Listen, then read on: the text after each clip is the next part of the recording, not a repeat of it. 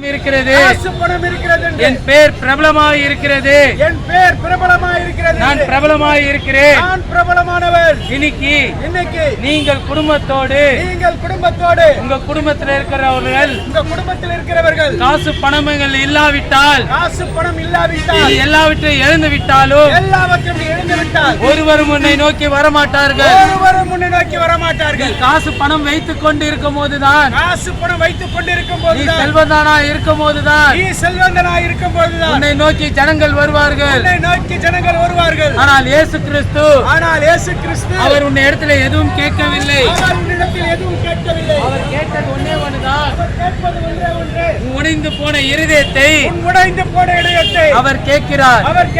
ஏனென்றால் இருதயமானது ரொம்ப முக்கியமானது. அதுதான் சிந்தனைக்கு கொண்டு போகும். இயேசு கிறிஸ்து சொல்லுகிறார், ஒருவன் என்னை நோக்கி கூப்பிட்டால் அவனை நான் புறம்பே தள்ளுவதில்லை. இன்னைக்கு உன் தாய் தகப்பன் உன்னை கைவிடலாம். இன்னைக்கு காசு பணங்கள் உன்னை கைவிடலாம். நீ நேசித்தவர்கள் உன்னை கைவிடலாம். ஆனால் உன்னை நேசித்த இயேசு கிறிஸ்து உனக்காக ஜீவனை கொடுத்தார். அவர் மரித்தார்.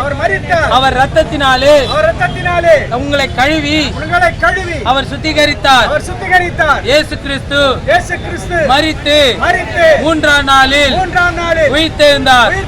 அந்த உயிர்த்தெழுந்த தேவன் அவர் ராஜாதி ராஜாவாகவும் கர்த்தாதி கர்த்தராகவும் அது சீக்கிரத்திலே வரப்போகிறார்.